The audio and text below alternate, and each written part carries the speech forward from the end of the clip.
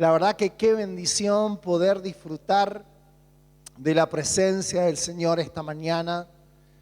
Y quiero que juntos podamos leer la palabra del Señor en el libro de Nehemías, capítulo 2, verso 1 al verso 5. Esta palabra dice así: sucedió en el mes de Nisán, en el año 20 del rey Artajerjes, que estando ya el vino delante de él, tomé el vino y lo serví al rey. Y como yo no había estado antes triste en su presencia, me dijo el rey: ¿por qué está triste tu rostro? Pues no estás enfermo.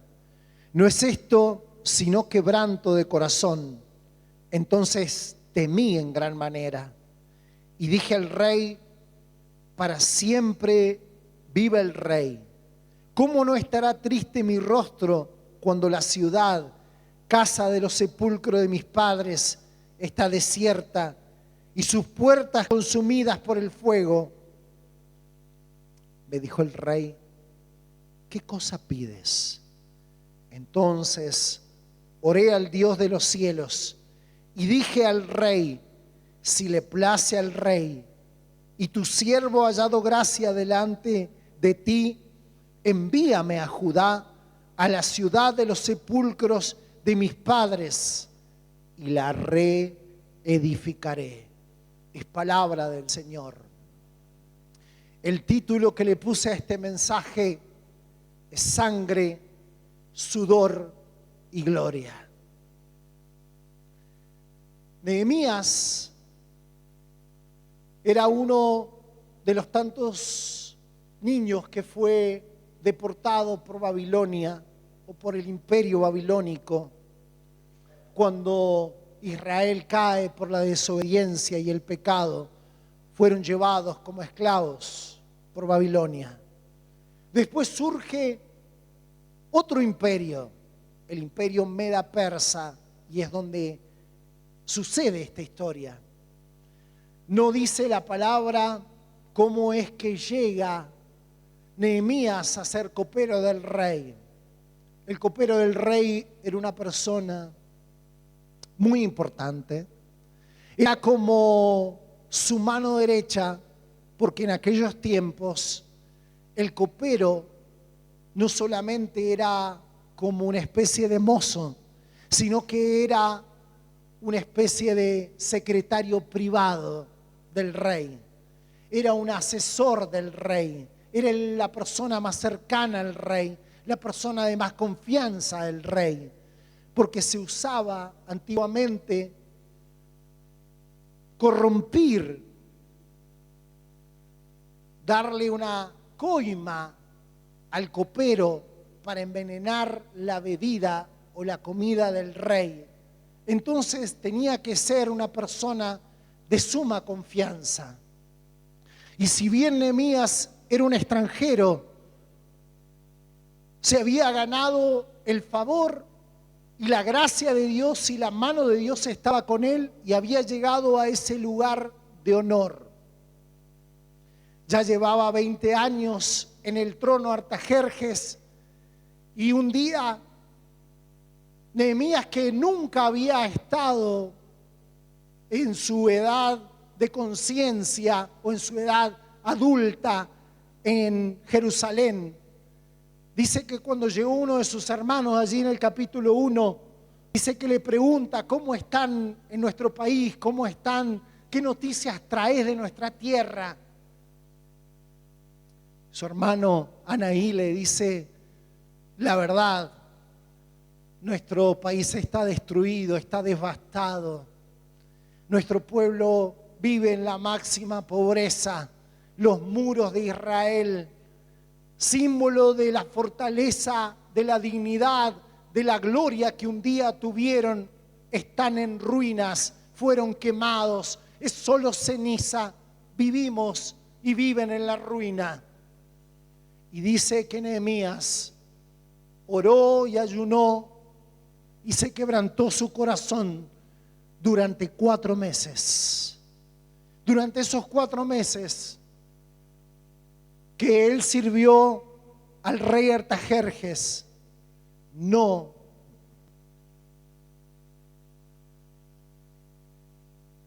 se había dado cuenta el rey.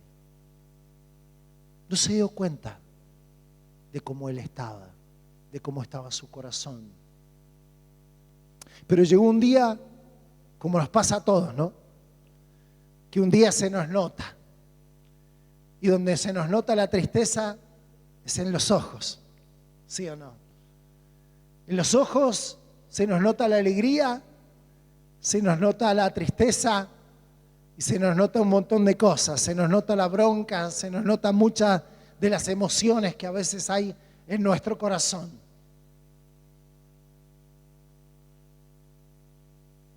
Y el rey le dijo: ¿por qué estás triste? ¿Por qué no estás enfermo? Y saben que la tradición decía que no había ningún ser humano que pudiera estar en la presencia del rey y estar triste, porque se consideraba al rey un ser tan importante, tan omnipotente, que nadie podía tener necesidad de ninguna cosa en la presencia del rey. Y Nehemías le dice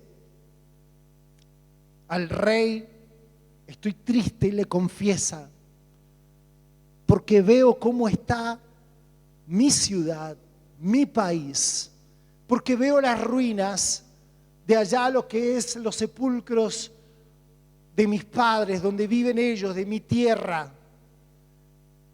Y el rey le dice: ¿qué cosas pides? Y él le pide lo que necesitaba: déjame ir a reedificar mi ciudad. Y saben que una de las cosas que veía allí en el capítulo 1, cuando él se quebranta y está allí, como cantábamos, en los secretos, y en la presencia del Espíritu Santo viene la revelación de la visión y del propósito y de lo que Dios quería hacer con él. No era casualidad donde él estaba, no era casualidad el lugar que él ocupaba. Dios tenía un propósito y él recibe la visión clara en la revelación de la oración y del quebrantamiento. Cuando el rey le pregunta: ¿qué cosa pides?, él estaba preparado. Dice que los jóvenes israelitas eran entrenados en toda ciencia, como lo dice el libro de Daniel. Y él llegó allí no por casualidad. No solo era el talento de Nehemías que lo había llevado allí, no era la suerte, era el sudor, era la transpiración, era el entrenamiento, era la preparación que él había tenido antes.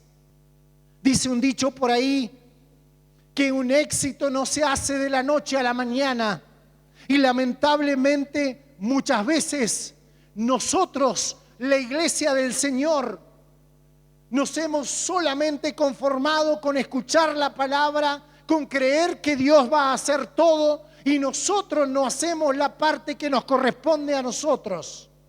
Yo vengo de esa generación donde en esos tiempos, cuando éramos jóvenes, se anunciaba que Jesús venía pronto, que lo más importante era servir al Señor, estar siempre en la casa del Señor, y esa era una verdad a medias.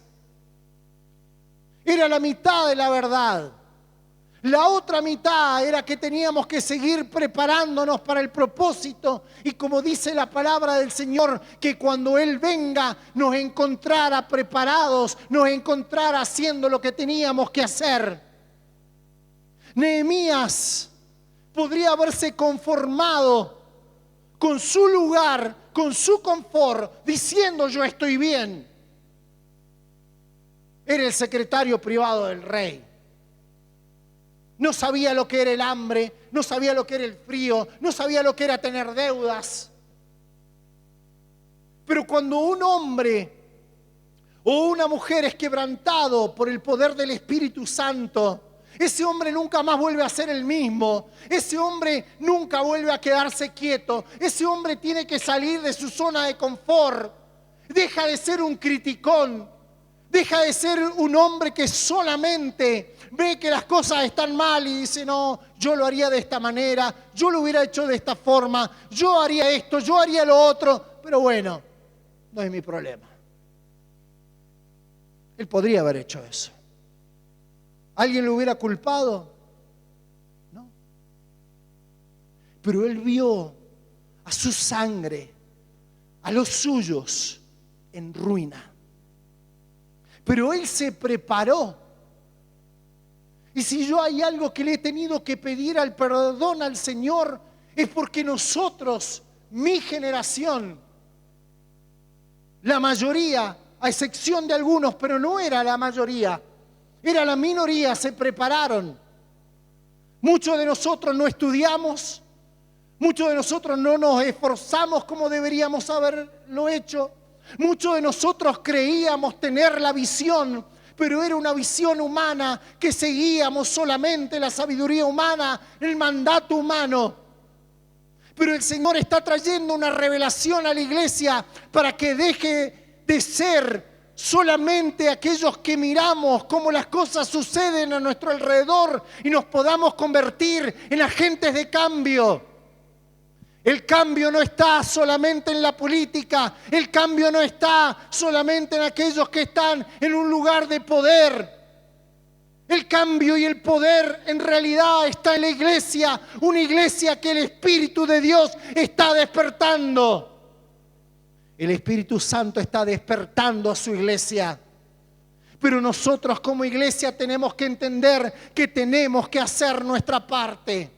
El primer paso que dio Nehemías fue salir de su zona de confort. Él se había venido preparando para ese día. El día que el rey le pidió, ¿qué cosa pides? Imagínense que le hubiera dicho, bueno, a ver, voy a hacer la lista de lo que necesito para reconstruir mi país. Imagínense que el rey le dijo, bueno, lo que vos quieras pedime. Y él ya tenía la lista hecha. Estaba preparado. La oportunidad se les da a los que están preparados. A los que están preparados. Vi una entrevista al Dibu Martínez, nuestro arquero de la selección. Allí, en esa entrevista, él cuenta cómo a los 12 años se vino de Mar del Plata y estuvo durante años casi pupilo allí en el club de Independiente, estudiando, viviendo todos esos años separados de sus padres. A los 17 años los compra el Arsenal, se va solo a vivir a Inglaterra. Allí pasa años de un lado a otro y no podía llegar a ser titular. En el 2018, en el Mundial del 2018, que va a verlo junto con su hermano, él le dice a su hermano, el próximo Mundial yo voy a ser el arquero titular de la selección. En ese momento, él no era titular ni siquiera en su equipo. Pero dice, me hizo un clic. Tenía dos pasiones, una era el fútbol y otra era mi familia. Cuando nace mi hijo, me doy cuenta que tenía que hacer algo. Estaba enojado con todos los de alrededor, culpaba a los demás, estaba enojado con la vida, estaba enojado conmigo. Y decidí entrenarme como un campeón, pero también entrené mi mente, busqué ayuda, busqué un mentor, busqué un psicólogo deportivo. Y yo pensaba cuando lo escuchaba, el éxito no es el resultado de la casualidad ni de la varita mágica. Es lo que nosotros, mi generación, vivió por años. Es tiempo de levantarnos, salir de la zona de confort. Es tiempo de saber que Dios va a hacer cosas grandes, pero nosotros tenemos que esforzarnos, nosotros tenemos que prepararnos. ¿Saben por qué gobiernan los corruptos? ¿Saben por qué se escuchan las voces de los canales y de los medios de televisión y en los medios de comunicación solo los corruptos? Porque los cristianos nos encerramos en 4 paredes. Nos encerramos solamente mirándolo, juzgando al mundo. Y no nos hemos dado cuenta que el Señor nos ha dado el poder y Él dijo: mi iglesia será tan llena del Espíritu Santo que las puertas del Hades no prevalecerán contra ella. Mi amado, no son los brujos y los hechiceros, no son los videntes o los parapsicólogos los que tienen la salida, la solución, los que pueden ver el futuro. Dios está levantando una generación profética. Gente llena del Espíritu Santo, donde van a tener que tener miedo, donde van a tener que tener temor de Dios. Porque una de las cosas que cayó en aquellos tiempos fue el temor de Dios. Nehemías le dijo al rey: dame cartas para que yo atraviese las otras provincias gobernadas por Persia. Cartas de permiso. Dame la visa para que yo pueda pasar tranquilo. Se llevó todo el material. Cuando llegó, se levantó la oposición. Unos de adentro, otros de afuera. Cuando alguien se impregna de la visión y del sueño de Dios, siempre se va a levantar oposición. Por eso estoy aquí esta mañana para decirte: si Dios te dio un llamado, un propósito, una asignación, no temas, te dice el Señor. La oposición es normal. Que no te entiendan es normal. Que no te crean es normal.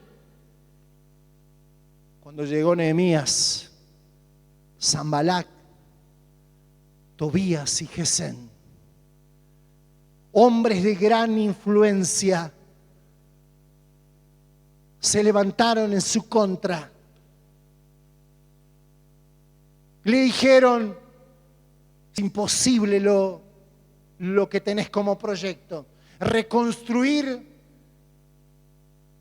estas murallas. Porque dice la palabra que Nehemías llegó con todo el material, con soldados y con gente, y nadie sabía que venía. El rey Artajerjes lo había nombrado gobernador, pero todos ignoraban lo que él venía. Dice: al tercer día, recién ahí les declaré la visión y el sueño.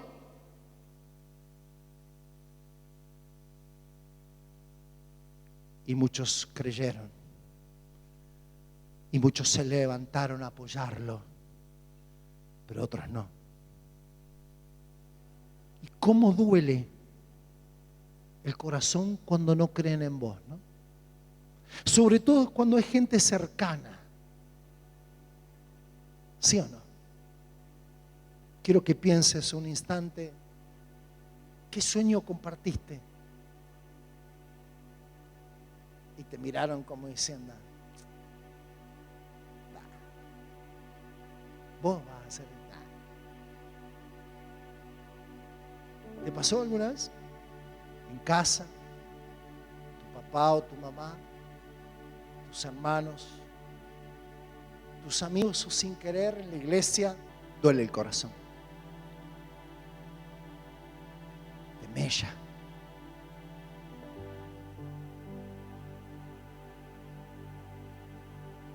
¿Pero de qué depende? Pasaron años para que yo pudiera entender que una visión no se hace de la noche a la mañana. Y que cada uno tiene un propósito de vida. Y a veces la visión te desacomoda la vida, te la desordena. se oponen, no te entienden. Y es normal, porque el que estuvo en la presencia de Dios fuiste vos, no los otros.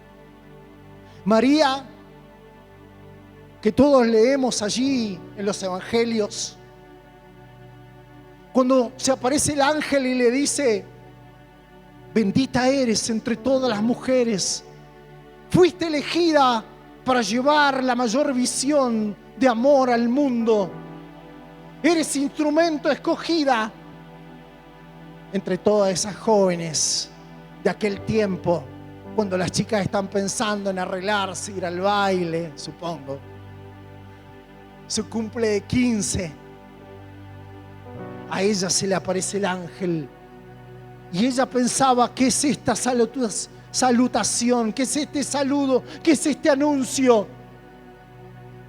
Y le dice: el Espíritu Santo te hará sombra y vas a ser llena de Él y vas a engendrar a aquel que será llamado el Salvador del mundo. Cualquiera diría: ¡wow! Yo quiero tener una revelación, que se me presente el ángel y cuando salga, ¿sí? Cuando salió de ahí, José no le creyó que era el prometido. Se le desacomodó la vida. La gente empezó a hablar y a sacar cuentas, ¿no? Porque vio que uno se casa y enseguida empieza: ¿y cuándo van a tener? Y algunos te preguntan de verdad, y algunos están preguntando diciendo: a ver, para ir, ¿no?, llevando la cuenta. Y sacaron la cuenta y no daba.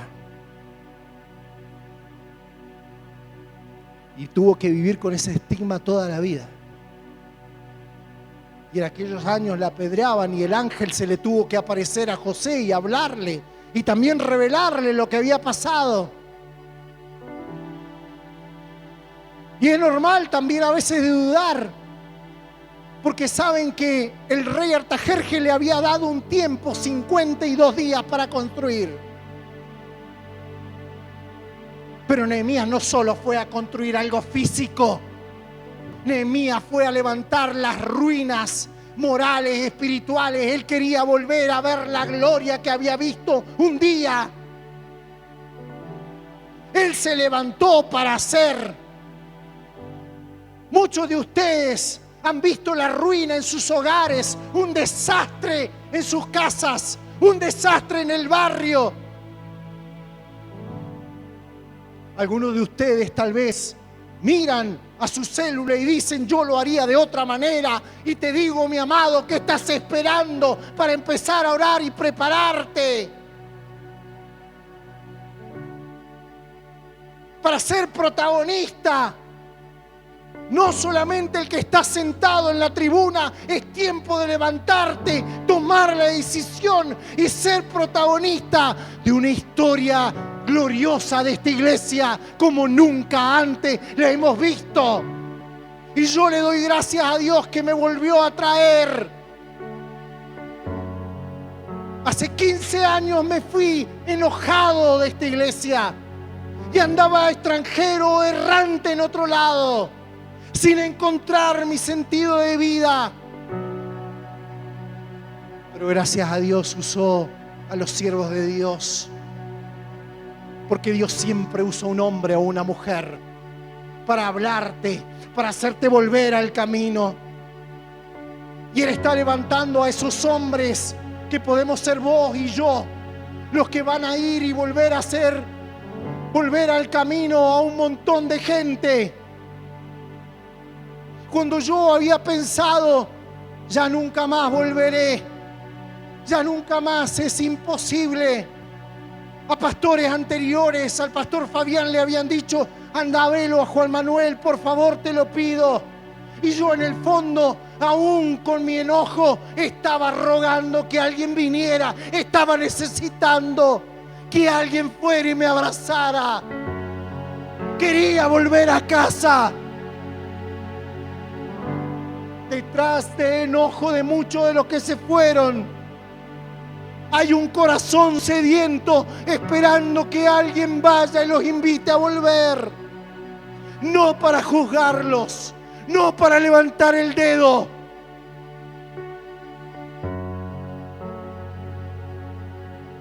sino para amarlos, para tenerles paciencia.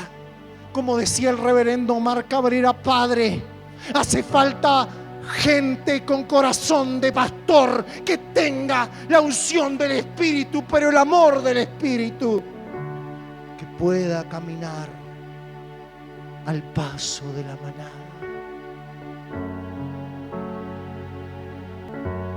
De verdad que quería, pero no podía. Tenía que restaurar cosas en mi vida y en mi casa. No podía seguir viviendo en las ruinas antiguas. No quería ver más al enemigo en casa.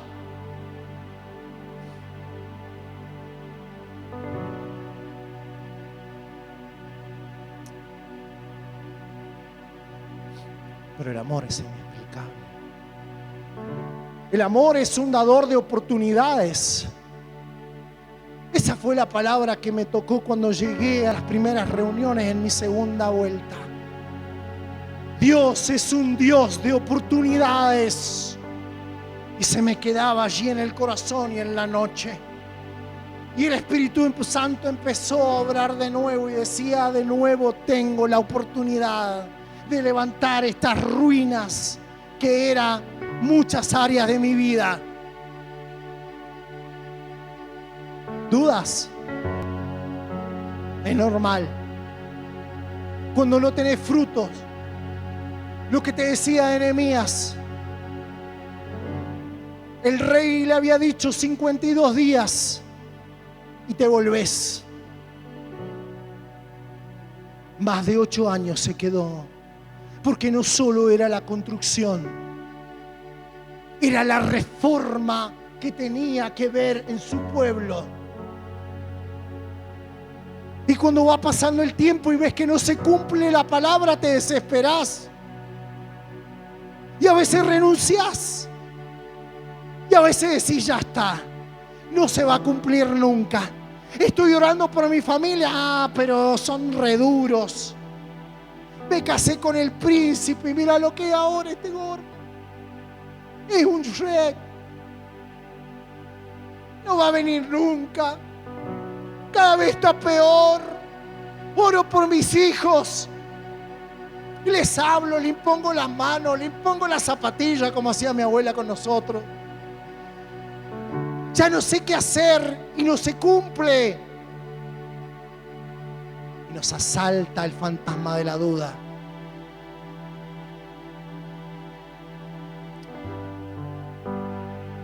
Cuando Juan el Bautista fue metido en cárcel, le manda a preguntar a Jesús: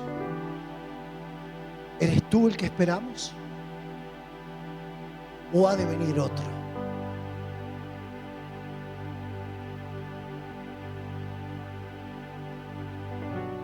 Estaba dudando. Aquel que dijo: yo soy la voz en el desierto, el que he venido a preparar el camino de alguien que es mayor que yo. Y un día dice que Juan, bautizando, lo vio venir. Y él le dijo: yo no puedo bautizarte, porque no soy digno ni siquiera de atarte las sandalias. Ni siquiera tengo esa dignidad. Y el Señor le dijo: tenemos que hacer la voluntad del que nos envió. Y dice que cuando Juan lo bautiza, él vio el cielo abierto y vio la paloma descender sobre él. Y escuchó una voz que le dijo: este es mi Hijo amado, en quien tengo complacencia. ¿Cómo puede un hombre olvidarse de esa experiencia? Pero no juzguen a Juan. No lo juzgues, porque estaba bajo presión, estaba solo, a punto de ser decapitado. Y en medio de la soledad uno dice cosas y hace cosas que en un tiempo normal no lo haría. Pero el amor inexplicable de Jesús, cuando llegan los discípulos en el don de ciencia y conociendo lo que venían a preguntarle, dice que Él sanó un montón en aquellas horas. Y le dijo: díganle a Juan que los sordos oyen, los ciegos ven, que hay milagros y el reino de los cielos les es anunciado a los pobres. Ponete de pie.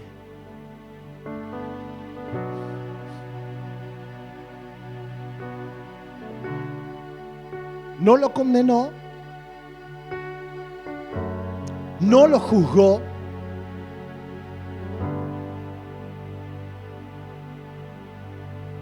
tuvo más que empatía.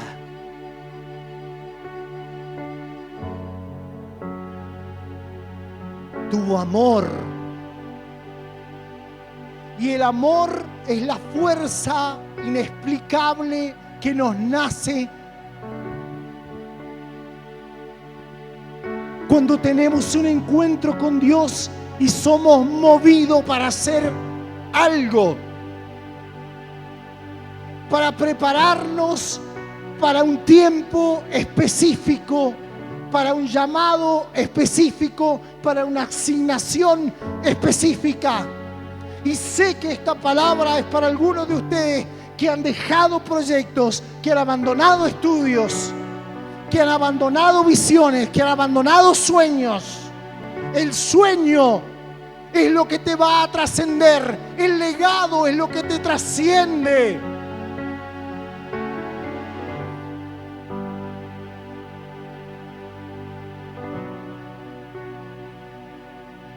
¿Quién sos? ¿En quién te querés convertir? Hay que trabajar el interior. Cuesta. La sangre ya fue derramada. El sudor es nuestro.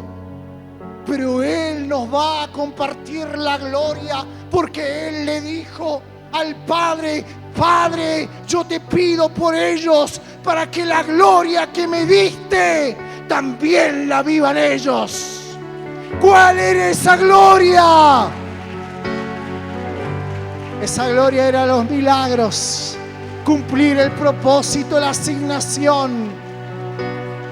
Sangre, sudor y gloria. Hay una gloria que viene para esta iglesia. Y estoy, como les decía, que no terminé la frase, feliz de haber vuelto, porque sé que mis ojos lo verán. Y sé que también me trajo para dejar una iglesia mejor a las generaciones que vienen. Le decía a Adrián y a Bere: se van a volver a oír los gritos de los jóvenes en este lugar. Se volverá a oír los gritos de los jóvenes que vienen rendidos a los pies del Señor, porque Él los ha traído. Se volverán a oír los cantos de las personas que vienen. Se volverá a oír los ruidos de las muletas que caen al piso. Se volverá a oír los gritos de alegría de aquellos que gritan: recibí un milagro. Se volverá a oír la voz de aquellos que dicen: Dios me dio otra oportunidad. Aleluya. Iglesia, es tiempo de despertarnos. Es tiempo de sacudirnos un poco el polvo y orar y creer a pesar de nuestras dudas, a pesar de nosotros mismos.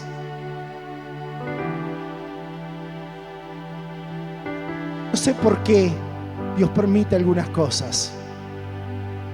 Esta palabra es para alguno de ustedes que está preguntando por qué. No tengo la respuesta. Y algunos quieren filosofar creyendo tener todas las respuestas. Solo en Dios están escondidas las respuestas. Y hay respuestas que vienen ahora, hay otras que vendrán en años y hay otras que las vamos a saber allá. No sé por qué, pero sí sé para qué. Para que se manifieste en tu vida la gloria de Dios. Y estoy diciéndote lo que Jesús le decía a las hermanas de Lázaro: esto no es para muerte, sino para que la gloria de Dios se manifieste. Amén. ¿Cuántos creen que Él se merece un fuerte aplauso?